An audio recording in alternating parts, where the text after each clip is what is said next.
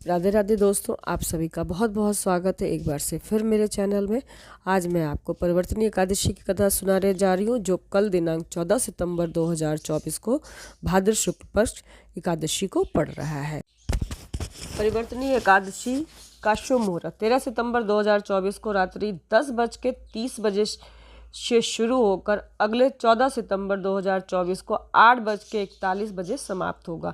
हिंदू धर्म में उदया तिथि का महत्व है, इसीलिए परिवर्तनीय एकादशी 14 सितंबर को मनाई जाएगी। परिवर्तनीय एकादशी का महत्व क्या है? व्रत की कथा सुनने से पहले हम ये भी तो जान लें, परिवर्तनीय एकादशी का व्रत साधकों द्वारा सदियों से किया जा रहा है। हिंदू मान्यताओं के अनुसार जो साधक पूर्ण समर्पण के साथ इस व्रत का पालन करते हैं, उन्हें अच्छे स्वास्थ्य, धन और सुख की प्राप्ति होती है। इस दिन भगवान विष्णु की आराधना करके दीन दुखी निर्धन लोगों को दान देने से लोगों के पिछले पापों से छुटकारा मिलता है। साधक जन्म और मृत्यु के चक्र से मुक्त हो जाते हैं। इस शुभ दिन पर व्रत रखने से लोगों को उच्च आध्यात्मिक लाभ प्राप्त होते हैं। साथ ही साथ यह साधकों की इच्छा शक्ति को मजबूत करने में भी सहायक होता है। परिवर्तनीय एकादशी पवित्र चातुर्मास के समय आती है, इसीलिए यह एकादशी को सबसे शुभ और सर्वोच्च एकादशी माना गया है। ब्रह्म वैवर्त पुराण के अनुसार धर्मराज युधिष्ठिर और भगवान श्री कृष्ण के बीच हुई एक गहन बातचीत में परिवर्तनीय एकादशी के महत्व को विस्तार से बताया गया है। इस दिन अगर पूरी श्रद्धा के साथ व्रत किया जाए तो भक्त को भगवान विष्णु का भरपूर आशीर्वाद प्राप्त होता है। कथा कुछ इस प्रकार है। युधिष्ठिर कहने लगे कि हे भगवान, भाद्रपद शुक्ल एकादशी का क्या नाम है? इसकी विधि, इसका महात्म्य बताने की कृपा करें। तब भगवान श्री कृष्ण कहने लगे कि इस पुण्य स्वर्ग और मोक्ष को देने वाली तथा सब पापों का नाश करने वाली है। उत्तम वामन एकादशी का महात्म्य मैं तुमसे कहता हूँ, तुम ध्यानपूर्वक सुनना। यह परिवर्तनीय एकादशी जयंती एकादशी भी कहलाती है। इसका यज्ञ करने से वाजपेयी यज्ञ का फल मिलता है। पापियों के पाप का नाश करने के लिए इससे बढ़कर कोई अच्छा उपाय नहीं है। जो मनुष्य इस एकादशी के दिन मेरी वामन रूप की पूजा करता है, उससे तीनों लोक के पूज्य होते हैं। अतः मोक्ष की इच्छा करने वाले मनुष्य इस व्रत को अवश्य करें। जो कमल नयन भगवान का कमल से पूजन करते हैं, वह अवश्य भगवान के समीप जाते हैं। जिनसे भाद्रपद शुक्ल पक्ष एकादशी को व्रत और पूजन किया, उसने ब्रह्मा विष्णु सहित तीनों लोगों का पूजन किया है। अतः हरिवासर अर्थात एकादशी का व्रत अवश्य करना चाहिए। एक दिन भगवान करवट लेते हैं। इस दिन क्या होता है? भगवान करवट लेते हैं, इसीलिए इसको परिवर्तनीय एकादशी भी कहते हैं।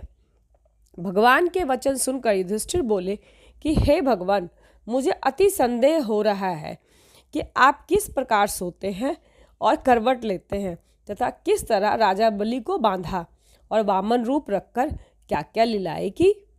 चातुर्मास के व्रत की क्या विधि है भगवान, तथा आपके शयन करने पर मनुष्य का क्या कर्तव्य है, सो आप मुझे विस्तार से बताइए। श्री कृष्ण कहने लगे, हे राजन, आप सब पापों का नष्ट करने वाली कथा का श्रवण करें।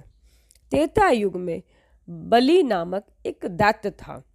वह मेरा परम भक्त था। विविध प्रकार के वेद सूक्तों से मेरा पूजन किया करता था। नित्य ही ब्राह्मणों का पूजा करता था तथा यज्ञ का आयोजन करता था। लेकिन इंद्र से द्वेष के कारण उसने इंद्रलोक तथा सभी देवताओं को जीत लिया। इस प्रकार सभी देवता एकत्र होकर सोच विचार कर भगवान के पास गए। बृहस्पति सहित इंद्रादिक देवता प्रभु के निकट जाकर और नतमस्तक होकर वेद मंत्रों द्वारा भगवान का पूजन और स्तुति करने लगे। अतः मैंने वामन रूप धारण करके 5वां अवतार लिया और फिर अत्यंत तेजस्वी रूप से राजा बलि को जीत लिया। इतनी वार्ता सुनकर राजा युधिष्ठिर बोले, हे जनार्दन, आपने वामन रूप धारण करके उस महाबली दैत्य को इस प्रकार जीता। श्री कृष्ण कहने लगे हंस के, मैंने वामन रूपधारी ब्रह्मचारी बलि से 3 पग भूमि की याचना करते हुए कहा, हे मुझको 3 लोक के समान है। हे राजन, यह तुमको अवश्य देनी होगी। राजा बलि ने इसे तुच्छ याचना समझकर 3 पग भूमि का संकल्प कर मुझको दे दिया। मैंने अपने त्रिविक्रम रूप को बढ़ाकर यहाँ तक कि भूलोक में पद, भूर्व लोक में जंघा, स्वर्गलोक में कमर, मंगलोक में पेट, जनलोक में हृदय, यमलोक में कंठ की स्थापना कर सत्यलोक में मुख और उसके ऊपर मस्तक स्थापित किया। सूर्य, चंद्रमा आदि सब ग्रह गण, योग, नक्षत्र, इंद्रादिक देवता और शेष आदि सब नाग गणों ने विविध प्रकार के वेद सूक्तों से प्रार्थना की।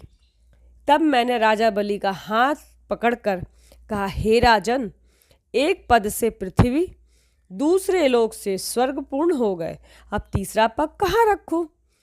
तब बलि ने अपना सिर झुका लिया और मैंने अपना पैर उससे मस्तक पे रख लिया, जिससे मेरा वह भक्त पाताल को चला गया। फिर उसकी विनती और नम्रता को देखकर मैंने कहा, हे बलि, मैं सदैव तुम्हारे लिए निकट ही रहूँगा। विरोचन पुत्र बलि ने कहने पर भाद्रपद शुक्ल एकादशी के दिन बलि के आश्रम पर मेरी मूर्ति स्थापित हुई। इसी प्रकार दूसरी क्षीर सागर में शेषनाग के पष्ठ पर हुई है। हे राजन, इस एकादशी को भगवान जो शयन करते हुए करवट लेते हैं, इसीलिए तीनों लोगों के स्वामी भगवान विष्णु का उस दिन पूजन करना चाहिए। इस दिन तांबा, चांदी, चावल और दही का दान करना उचित है। रात्रि को जागरण अवश्य करना चाहिए। जो विधि पूर्वक इस एकादशी का व्रत करते हैं और वे सब पापों को से मुक्त होकर स्वर्ग में जाकर चंद्रमा के समान प्रकाशित होते हैं और यश प्राप्त करते हैं। जो पापनाशक इस कथा को पढ़ते हैं, सुनते हैं और सुनाते हैं, उनको 1000 अश्वमेघ यज्ञ का फल प्राप्त होता है।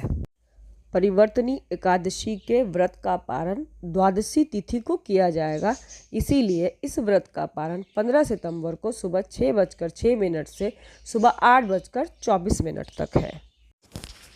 कथा सुनने के लिए आप सभी का बहुत बहुत धन्यवाद। भगवान आपकी सभी मनोकामनाएं पूर्ण करें, सभी इच्छाओं की प्राप्ति हो।